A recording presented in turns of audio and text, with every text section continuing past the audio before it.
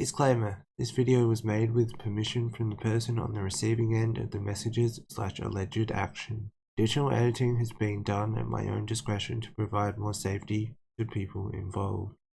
In December of last year, I made a video responding to a video that heavily featured me and my content. When someone makes a video where they seemingly lay everything on the table, and you make a response where you in turn also lay everything you have on the table, to try and answer all that was posed to you in the video, it would make sense that it would naturally be the end of the saga. And that was where it was being left for me at the time. Some claims were thrown my way a few months later, and I was once again dragged into a situation that I thought was over, on my end at least. But this time, I didn't respond, because I'd said everything I felt like I needed to. I'd just be essentially repeating past videos because the others hadn't seen the explanations in the years prior. And anything else would just need to be asked, and it didn't warrant a whole video in my opinion. Another creator who had shared my story, along with other elements of the creator's behaviour, made a response too. And in doing so, although there were things that I didn't fully agree with on my end,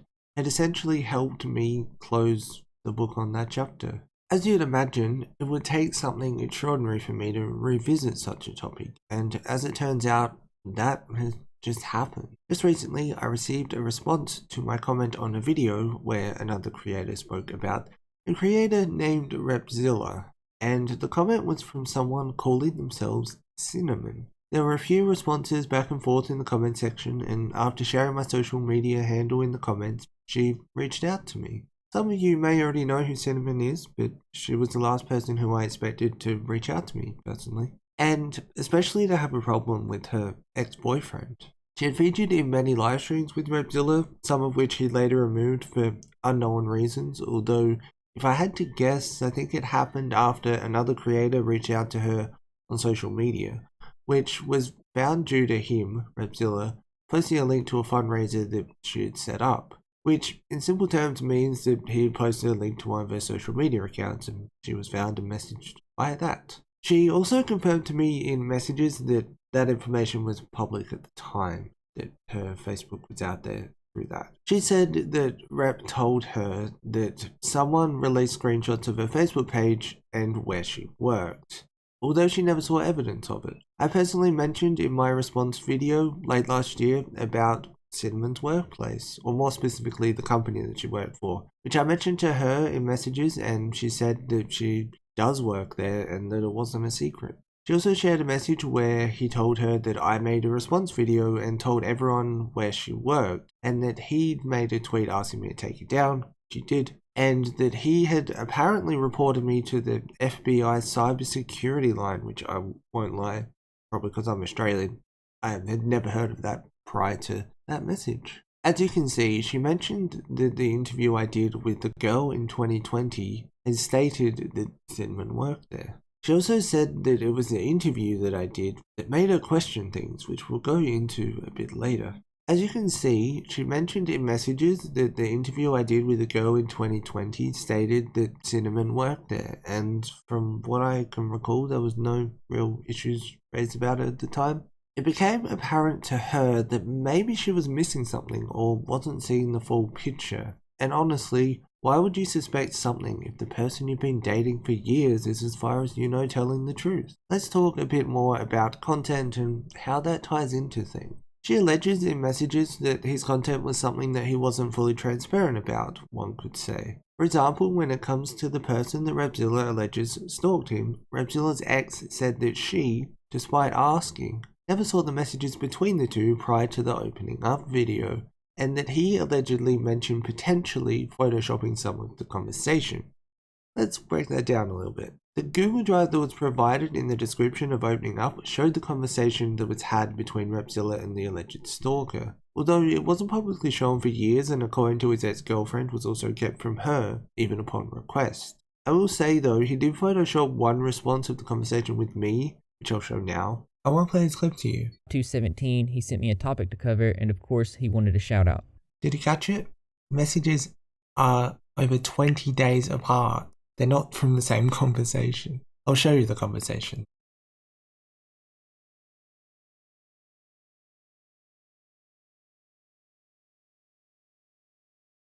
Although I don't believe there to be any reason for him to Photoshop the messages that weren't to me. Although it's also fair to ask why messages to me were even photoshopped in the first place, but that's a question for another time. Before we fully move forward, I want to state that his ex-girlfriend stated in messages that she in fact did not reach out to the alleged stalker, but in the same message where the photoshopping of messages is mentioned, it's also mentioned that, quote, someone reached out to me but I don't know who it was, and Shane told me about the situation and said it was her.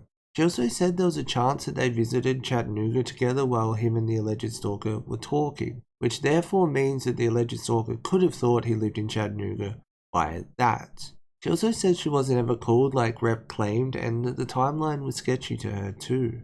She also said that taking her out of live streams wasn't a thing because the streams she was in were after the messages from the alleged stalker, and she was therefore not taking out the live streams for her own safety, which is something I've addressed in a previous video that didn't make sense at least. The timeline didn't match up to me and now I know why. I know the situation about the alleged stalker is pretty well in the past, even though it was added to by Repzilla a few months ago. I thought in this case it was important to clarify further because it answered some questions that I had that I didn't fully understand personally, and hopefully it makes some sense to you if you had some questions.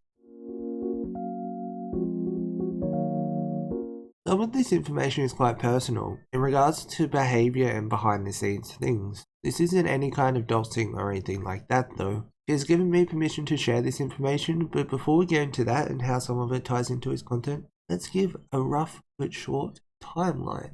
They met while working together in around 2012 and then reconnected and dated for a couple of years until sometime in 2019.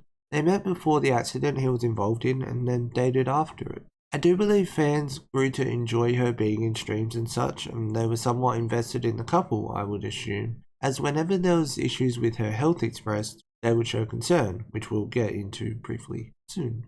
Due to some of this information being personal, I'm not going to share everything I've been told or shown proof of at my own discretion. This video has also been reviewed by the person who gave me the information to make sure they're okay with what was being shared. Some of it also allegedly took place in person and for that reason can't have proof to back it up, but this next part definitely does.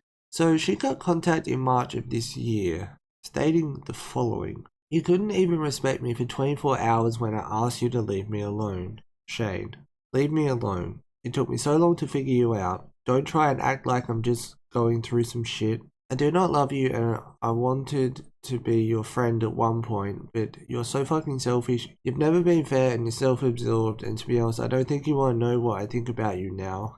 Now that I've had time and I've spoken the words out loud that I've wrote down. And don't tell me we're supposed to communicate. This is my life. Leave me alone. You're becoming a stalker. After this, he went on to message her brother, of which he had this to say. The brother said, kinda weird, Shane just messaged me saying, hey, checking in to see how you've been. Simon said, tell him I'm gonna report him to the cops and block him. I've told him to leave me alone. He's fucking pathetic. To which brother said, yeah, I figured he was trying to get to you through me. To which she said, he's a stalker.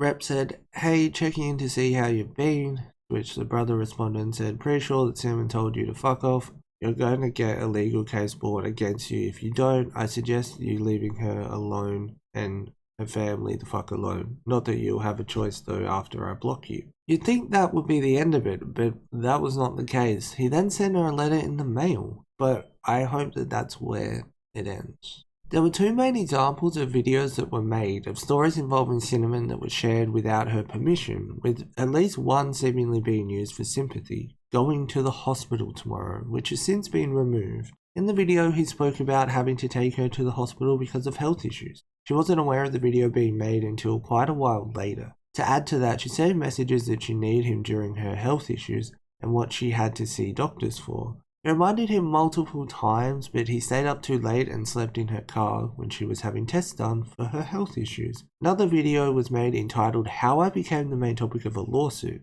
in which she says he used information in that video that she had confided in him and used it for his own gain.